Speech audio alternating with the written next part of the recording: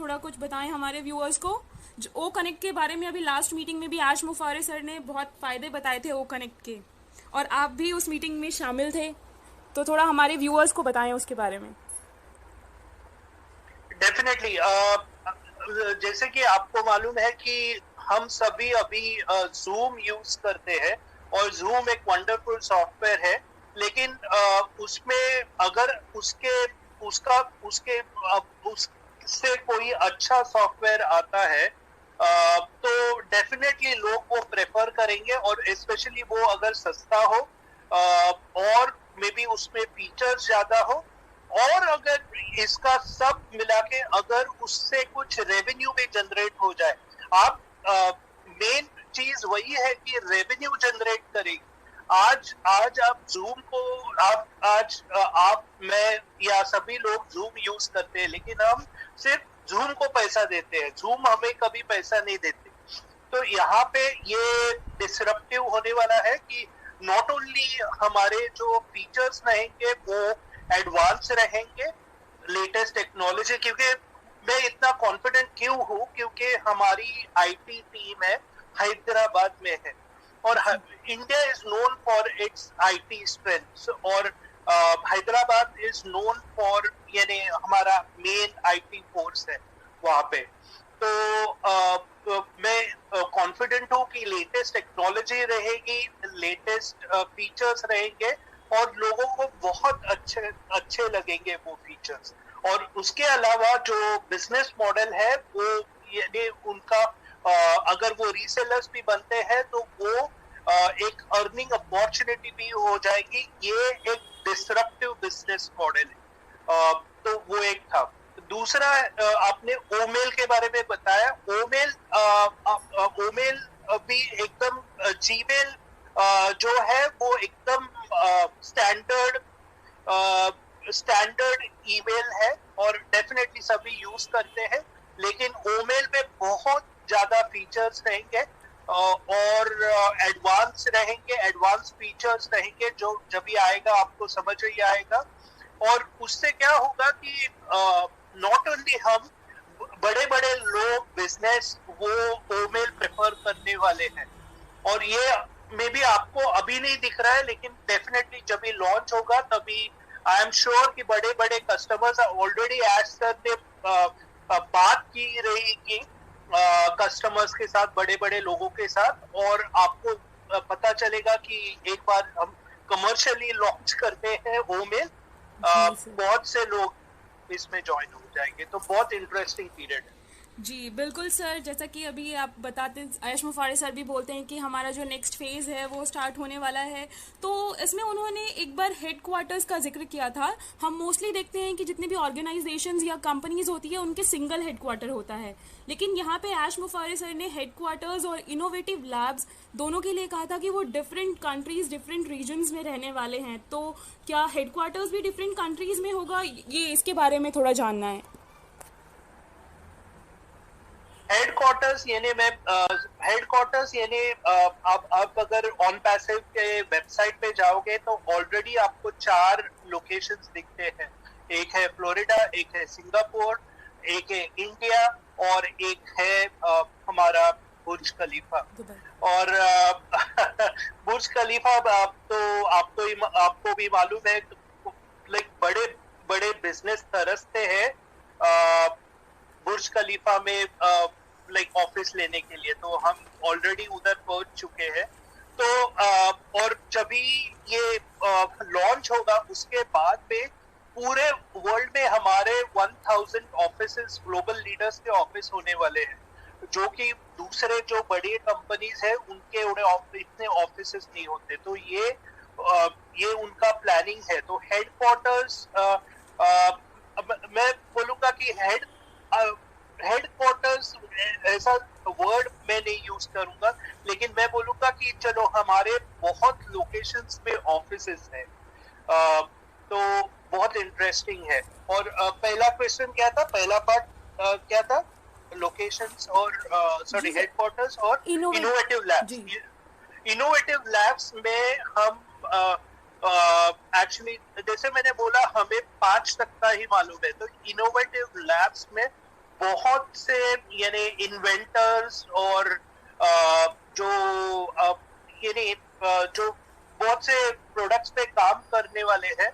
For example उन्होंने बोला था कि ब्लॉकचेन, और वो ब्लॉकचेन सपोर्टेड बाय एआई या एआई यूज करने वाला है। तो ये बहुत इनोवेटिव लैब्स में वो डेवलप होने वाले हैं, plus the physical products also. Please हमें समझना चाहिए कि हम बहुत बड़े हैं, कि नॉट ओनली हम सॉफ्टवेयर प्रोडक्ट्स में है, बट हम हार्डवेयर रिलेटेड प्रोडक्ट्स में है। और वो इनोवेटिव लैब्स पे वो प्रोडक्ट्स जो फिजिकल प्रोडक्ट्स है उसका काम चल रहा है। इनोवेटिव लैब्स कहाँ पे है वो उन्होंने डिस्क्लोज नहीं किए हैं, लेकिन ये इनोवेटिव लैब्स कहाँ पे भी हो सकते हैं। आई थिंक वो इम्पोर्टेंट पार्ट नहीं है, मेन इम्पोर्टेंट पार्ट है कि हमारे पास इनोवेटिव लैब्स है जहाँ पे इन्वेंटर्स काम कर रहे हैं और ऐसे प्रोडक्ट्स पे काम कर रहे हैं जो पूरे वर्ल्ड को रीशेप करेगा, और वो इम्पोर्टेंट पार्ट है नकवा जी। जी बिल्कुल सर। और सर जैसा कि हम जानते हैं कि हमारे जो सीईओ हैं ऐश मुफारे सर, उनके साथ आपकी बहुत ही अच्छी बॉन्डिंग है, या फिर यूं कह लीजिए बहुत अच्छी फ्रेंडशिप है, जो कि लास्ट मीटिंग में देखकर पता चला। तो आप हमारे सीईओ के बारे में थोड़ा बताएं।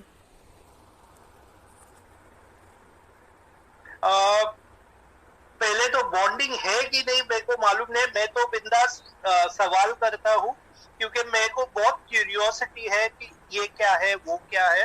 तो मैं जब भी अपॉर्चुनिटी मिलती है तो मैं सवाल करता हूँ, और मे बी उनको वो अच्छा लगता है, तो मे बी आपको लगता है कि बॉन्डिंग अच्छी है। एनीवेज, तो सीईओ के बारे में 2018 से ज्वाइन किया था मैंने, और तभी से ऑब्जर्व कर रहा हूँ। तो एकदम कूल पर्सन है, लाइक एकदम राइट वे से जाते हैं वो यानी उनका बेसिकली लॉजिक है कि चलो सिर्फ लॉन्च करने का है तो ऐसे ही कुछ लॉन्च करें, ऐसे नहीं। लॉन्च करने का है तो वो प्रोडक्ट वैल्यूएबल होना चाहिए। दूसरा वैल्यूएबल इन द सेंस कि यानी छोटा प्रोडक्ट, यानी वो हमारा एक प्रोडक्ट है ओ ट्रिम करके, अगर लॉन्च करने का रहता तो वो अभी तक लाते भी मार्केट में, लेकिन उसमें भी वो यानी बहुत बारीकी से देखते हैं, और यानी वो एक उनका फीचर है। अपार्ट फ्रॉम दैट वो लीगैलिटी पे एकदम सीवियर है। यानी आप उनको जो भले ही प्रोडक्ट लाने में टाइम लगे, लेकिन वो लीगल होना चाहिए। और ये मैंने एक्सपीरियंस किया है पूरे जर्नी में, क्योंकि इंडिया में आपको मालूम है कि बहुत से काम ऐसे होते हैं कि चलो पैसा दे दो और चलो रजिस्ट्रेशन हो जाएगा, ये हो जाएगा। तो वैसा स्ट्रैटेजी कभी उन्होंने फॉलो नहीं किया। जितने पेपर सबमिट करने थे उन्होंने किए। जब भी रजिस्ट्रेशन हो गया तब यानी एक सिस्टमैटिक वे से जो प्रोसीजर है वो फॉलो करते हैं। तीसरा पॉइंट है कि वो उनको यानी अब बहुत से लोगों को लगता है कि बिजनेस यानी प्रॉफिट कमाने का रहता है, लेकिन इनका जो थिंकिंग है या विजन है वो थोड़ा हटके है, और इसलिए ये कंपनी बहुत आगे जाएगी, क्योंकि इनका थिंकिंग हटके है। और वो हटके क्या है कि वो चाहते हैं कि ज्यादा से ज्यादा मिलियनियर्स वो क्रिएट करें, क्योंकि उनको खुद को यानी पैसा कमाने से मे बी वो एक इंटरनल ड्राइव बोलते हैं ना, वो नहीं मिलता। लेकिन अगर ये बिजनेस से कोई एक नॉर्मल आदमी ये लेवल से अगर ये लेवल पे आता है और उसका स्टैंडर्ड ऑफ लिविंग बढ़ता है, उनको वो बहुत अच्छा लगता है। इसलिए तो वो बोलते हैं कि वो ज्यादा से ज्यादा मदर टेरेसा बनाना चाहते हैं। इनफैक्ट वो इम्पैक्ट करना चाहते हैं, एक लीगेसी क्रिएट करना चाहते हैं। तो I think hats off to ऐश मुफारा। अगर मे बी एक ये बड़ा सेशन रहेगा तो भी ये टाइम इनकम्प्लीट पड़ेगा, तो लेकिन ये थोड़े से फीचर्स थे जो मैं बताना चाहता था ऐश के बारे में। जी सर, आपने अभी एक लीगैलिटी वर्ड का यूज़ किया है, तो मैं अपना पर्सनल एक्सपीरियंस शेयर करना चाहूँगी कि बहुत सारे हेटर्स हैं ऑन पैसिव के जो लोगों को मिसगाइड करते हैं, बोलते हैं कि यहाँ रिफंड नहीं मिलता, लेकिन मैं अपने व्यूअर्स को बताना चाहूँगी कि मेरी टीम से एक पर्सन को रिफंड मिला है और रिफंड दिलाने में बहुत बड़ा रोल हमारे नीरज सर का भी रहा है। और उस पर्सन ने दोबारा आईडी लगाई, बस डिफरेंस ये था कि पहले उसकी आईडी 2 लाख पर थी और फिर बाद में उसकी आईडी 6 लाख पर लगी। तो सर, ये जो लीगैलिटी वर्ड आपने यूज़ की है, तो कंपनी के लीगैलिटी के बारे में थोड़ा हमारे व्यूअर्स को बताएं। डेफिनेटली लीगैलिटी में मैं बोलूंगा कि जैसे मैंने बोला कि ये पैसा देके काम करने वाले इंसान नहीं है, वो एक लीगल प्रोसीजर से जाते हैं। फॉर एग्जाम्पल, अभी एग्जाम्पल देने का रहेगा तो यूएस गवर्नमेंट को उन्होंने हमारा जो ऑन पैसिव है पूरा ओपन किया था कि चलो आप हम ऐसा लॉन्च करने वाले हैं, अगर आपको प्रॉब्लम लगता है प्लीज आप बताओ कि क्या प्रॉब्लम है। आज अगर आप ये बाकी के प्रोग्राम्स, ऑनलाइन प्रोग्राम्स को आप कंपेयर करो, तो वो क्या करते हैं कि पहला अपना सेटअप बनाते हैं, लॉन्च करते हैं, 4 महीने 6 महीने के बाद उनको समझता है कि अरे यूएस गवर्नमेंट को इसमें ये मनी लॉन्ड्रिंग जैसे हो गया, या ये प्रॉब्लम हो गया, वो प्रॉब्लम हो गया, और वो बंद हो जाता है बिजनेस। तो ये एक प्रॉपर वे से जा रहे हैं, तो इसलिए ये बहुत लीगल है। जी सर। सर, अब हम आपसे कुछ जानना चाहेंगे। जैसे कि हम सभी को पता है कि हमारे ऑन पैसिव में बहुत सारे प्रोडक्ट्स हैं, बट हम आपसे जानेंगे कि आपका फेवरेट प्रोडक्ट कौन सा है और क्यों। ओके, तो इसमें मैं थोड़ी टेक्निकल इंफॉर्मेशन दूंगा, और उसके लिए मेरा वो फेवरेट प्रोडक्ट है।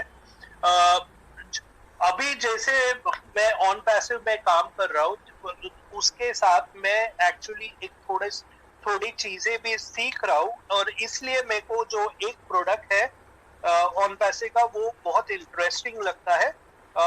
लेकिन तो मैं बताता हूँ वो प्रोडक्ट ओ डोमेन यानी लोगों को मे भी समझना नहीं है कि डोमेन क्या है। तो मैं एग्जांपल दूंगा कि गोडैडी से आप डोमेन परचेज कर सकते हो। तो मैं डोमेन में ज्यादा रिसर्च कर रहा था, और डोमेन में मेरे को समझा कि आपको यानी एक सस्ते में डोमेन परचेज कर सकते हैं, और एक सस्ता वाला डोमेन आप एक अगर कोई बिजनेस स्टार्ट कर रहा है वो डोमेन से उसको बेच सकते हैं। ये एडवांस है नगमा जी, इसलिए सभी को ये जो आंसर है वो समझेगा नहीं। लेकिन आपने से पूछा है कि मेरा फेवरेट क्यों है, इसलिए मैं एक्सप्लेन कर रहा हूँ कि डोमेन सस्ते में मिलता है, और जिन बिजनेसेस को जरूर है उसको आप बेच सकते हो।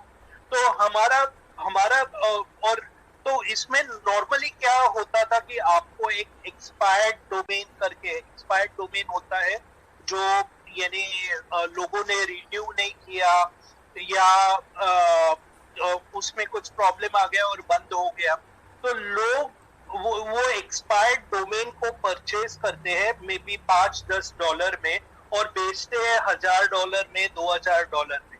और उसमें मेरे को क्यों इंटरेस्टिंग लग रहा है, क्योंकि यहाँ पे मैं ये अप्लाई करके वहां पे लाइक उस पे हमारे ऐसे प्रोडक्ट्स है जहाँ पे आप डोमेन को ट्रैफिक भी दे सकते हो। तो मैं एक सस्ता वाला डोमेन परचेज कर सकता हूँ सस्ते में, apart from the normal products. मैं बोल रहा हूँ कि ये एक्स्ट्रा बोल रहा हूँ कि मैं एक डोमेन परचेज कर सकता हूँ सस्ते में, और उसको एक वेबसाइट बना सकता हूँ ओ क्रिएट से, और वो ट्रैफिक से मैं उसको ट्रैफिक दे सकता हूँ वेबसाइट को, और वो वेबसाइट को मैं गूगल में रैंक कर सकता हूँ अच्छा, क्योंकि ट्रैफिक आ रहा है। और और बाद में मैं जो बिजनेस को कांटेक्ट कर सकता हूँ वो डोमेन में जिसको इंटरेस्ट है, and I can sell it at a higher price. इसलिए मेरे को बहुत इंटरेस्टिंग लगता है। मैं फिर से बोलूंगा, ये सबको नहीं समझेगा, लेकिन ये मेरा फेवरेट है। जी बिल्कुल सर। तो अभी जब आपने डोमेन की बात की है तो ट्रैफिक की बात आई, तो हम ये जानना चाहेंगे टारगेटेड ट्रैफिक क्या होता है। ओके, तो टारगेटेड ट्रैफिक के पहले हमें समझना चाहिए कि बिजनेस कैसे फंक्शन होता है। कि आप अगर एक ऑफलाइन बिजनेस ओपन करते हो, फॉर एग्जांपल रेस्टोरेंट ओपन करते हो, तो ये अगर आपने रेस्टोरेंट का पब्लिसिटी नहीं किया तो आपके रेस्टोरेंट में लोग आएंगे कैसे? ओके, तो और अगर आपके रेस्टोरेंट में लोग नहीं आएंगे तो आपका रेस्टोरेंट का बिजनेस चलेगा कैसे? तो सेम होता है ऑनलाइन में। ऑनलाइन में आप एक डोमेन ले सकते हो, एक वेबसाइट बना सकते हो, लेकिन उसमें अगर लोग आते नहीं वो वेबसाइट में, तो आपका बिजनेस डेफिनेटली फेलियर हो जाएगा। और अगर आप देखोगे कि इंडिया में इतने स्टार्टअप्स आते हैं, स्टार्टअप्स क्यों फेल होते हैं? क्योंकि वो एक आइडिया बहुत अच्छी रहती है, लेकिन उसमें वो कॉन्सेप्ट में लोग आते ही नहीं और फेलियर होता है। तो यहाँ पे अभी टारगेटेड ट्रैफिक पे आते हैं। टारगेटेड यानी इंटरनेट पे अगर आप टारगेटेड ट्रैफिक लाते हो तो यानी आप टोटली बॉस हो, एकदम बॉस। तो टारगेटेड ट्रैफिक यानी क्या कि फॉर एग्जांपल अगर मेरे को पैसा कमाना है, I want to earn online, तो ऐसे वाले लोगों को टारगेट करेंगे और वो वाले हमारे वेबसाइट पे आएंगे और उनको वो तो देखेंगे, अरे ये तो प्रोडक्ट्स भी बहुत अच्छे हैं और उसके अर्निंग कैपेसिटी भी अच्छी है, तो वो कन्वर्जन चांसेस बहुत बढ़ जाते हैं। तो बेसिकली टारगेटेड ट्रैफिक यानी क्या कि लोग ऑलरेडी एक जो प्रोडक्ट हम दिखा रहे हैं, ऑलरेडी उन्होंने उसमें इंटरेस्ट दिखाया है। ओके, तो सिर्फ उनको कांटेक्ट करना है और कांटेक्ट करके उनको बताना है कि ऑन पैसिव लॉन्च हुआ है, तो आप देख लो, और वो डेफिनेटली देखेंगे एंड आई एम श्योर कि बहुत कन्वर्जन्स होंगे। इसलिए traffic, targeted traffic is a must, and ये बहुत सेल्स देने वाले हैं। और प्लीज अंडरस्टैंड कि ऐश मुफारा जी हमारे जो सीईओ है, ये एक एफिलिएट मार्केटर रहे हैं उनके नियरली लाइफ टाइम, तो उनको मालूम है कि कहाँ पे ट्रैफिक अवेलेबल है, कहाँ पे ट्रैफिक सस्ता है। पेड ट्रैफिक पे काम कर रहे हैं। पेड ट्रैफिक यानी क्या कि वो पैसा भर रहे हैं कि भाई हमें आपका ट्रैफिक चाहिए। तो पेड ट्रैफिक में क्या होता है कि आपका कन्वर्जन रेट बहुत अच्छा होता है। तो ये ट्रैफिक हम यूज कर रहे हैं। डेफिनेटली टारगेटेड ट्रैफिक भी टारगेटेड ट्रैफिक तो है, लेकिन वो पेड भी है। तो ये मजा आने वाला है, और लोग अभी तक वो समझ नहीं पाए, तो होपफुली मे बी ये वीडियो से उनको अगर समझ में आ जाएगा तो अच्छा है। थैंक यू जी sir, thank you sir targeted traffic term को इतना ज़्यादा क्लियर करने के लिए। अब सर, जैसा कि हम सभी जानते हैं, लॉन्चिंग के हम बहुत ही ज़्यादा करीब आ चुके हैं, तो आपने भी अपनी कुछ प्लानिंग की होगी कि लॉन्चिंग के बाद आप सबसे पहले क्या करेंगे, तो वो आप हमारे व्यूअर्स को बताएं कि आपकी क्या प्लानिंग है, कि आप लॉन्चिंग के जस्ट बाद सबसे पहले ऐसा कौन सा काम है जो आप करेंगे। ओके, तो मैं बताना चाहता हूँ कि एक्चुअली मेरा एक मुंबई में एक घर है, प्लस अभी थाना में मेरा एक घर है। लेकिन जो थाना में मैंने घर लिया था वो होम लोन लेके लिया था। सो मेरा अराउंड 10 lakhs का होम लोन है।